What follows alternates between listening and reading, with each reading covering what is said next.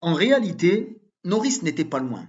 Lorsqu'il avait achevé, pour la 5e fois de la journée, de reboutonner son pantalon, son attention avait été attirée par des aboiements proches. Qui dit aboiement, dit chien, pensa-t-il aussitôt. Qui dit chien, dit civil. Qui dit civil, dit maison.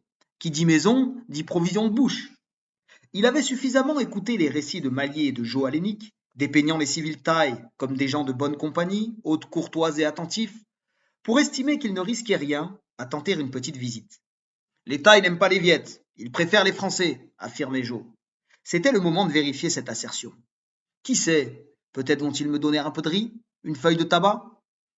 Du bout des doigts, il avait vérifié la présence de sa montre, toujours incluse dans le revers de son col de veste. Au besoin, je pourrais peut-être l'échanger contre des œufs, une carcasse de poulet, une poignée de bananes séchées. Il avait faim, mais il pensait d'abord à rapporter à ses camarades de quoi compenser la part de leur ration qu'il lui avait offerte. Prudemment, il s'engagea sur une petite piste qui louvoyait entre les arbres, l'œil avivé, l'oreille tendue. De loin lui parvenait la rumeur assourdie du bivouac. Des Allemands chantaient, des Arabes se querellaient, des Viettes discutaillaient. La nuit était proche. Raison de plus pour aller vite, pensa-t-il encore. Il pressa le pas et déboucha sur une minuscule esplanade au bord d'un ré.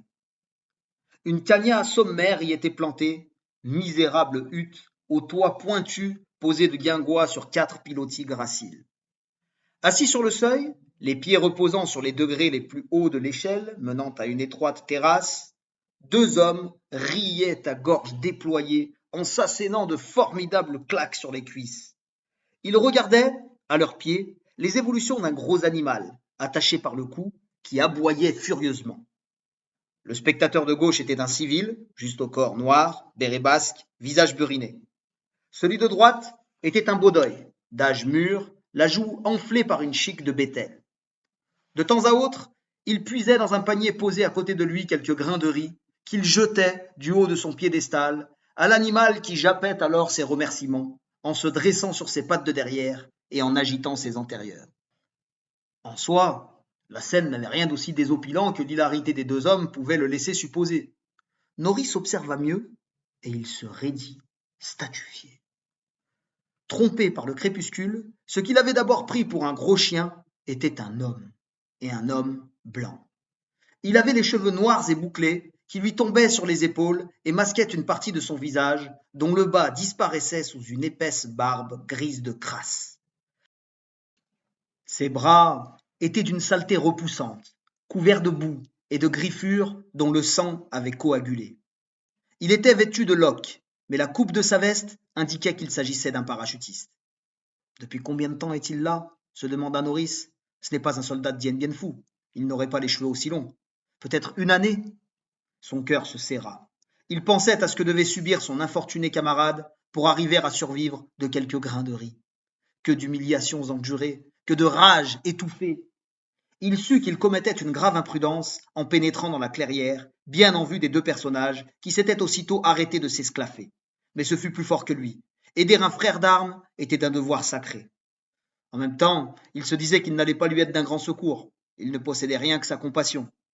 Du bras, le Bodeuil lui intima de loin l'ordre de rebrousser chemin. Mais Norris continua d'avancer. Le Viet arma son fusil. Mais Norris était hors de lui, étranger à toute peur. Il fit encore quelques pas. À mesure qu'il approchait, il percevait des détails qu'il n'avait pas discernés auparavant. Le para avait les chevilles enserrées dans de gros bracelets de fer reliés par une chaîne. Autour du cou, un collier de métal était attaché à une longue laisse de cuir tressé fixée à un piquet. « Vous n'avez pas le droit de traiter ainsi un prisonnier de guerre !» hurla-t-il. Le Viet s'était dressé. Dans sa main, le fusil n'était plus aussi assuré. Entendant la voix de Norris, le prisonnier avait fait face. Il était d'une maigreur effrayante. Par les trous de sa veste, l'on voyait saillir les côtes. Les yeux profondément enfoncés dans les orbites, les joues creusées, la bouche ouverte sur un peu de salive, son aspect était terrifiant. « Puis-je faire quelque chose pour toi ?» demanda Norris, soudainement mal à l'aise. Pour toute réponse, le para montra les dents, gronda en tirant sur sa laisse et se remit à aboyer comme un chien furieux. Il était fou, fou allié. Norris recula, épouvanté. Au-dessus de lui, sur leur balcon, les 2 hommes se tordaient de rire en prodiguant des encouragements à leurs victimes. Norris en devinait le sens. Allez, vas-y, mords-le! Les mains plaquées sur les oreilles pour ne plus entendre ni les hurlements de fauve du malheureux, ni les éclats de rire de ses geôliers, Norris prit la fuite. Il était au bord de la crise de nerfs. Tout son corps tremblait. Il courut comme un démon jusqu'à ce qu'il s'effondre au bord de la piste, le dos soulevé de hoquets incoercibles. Et il éclata en sanglots. De retour au bivouac, il se laissa tomber près de ses amis sans pouvoir prononcer un mot.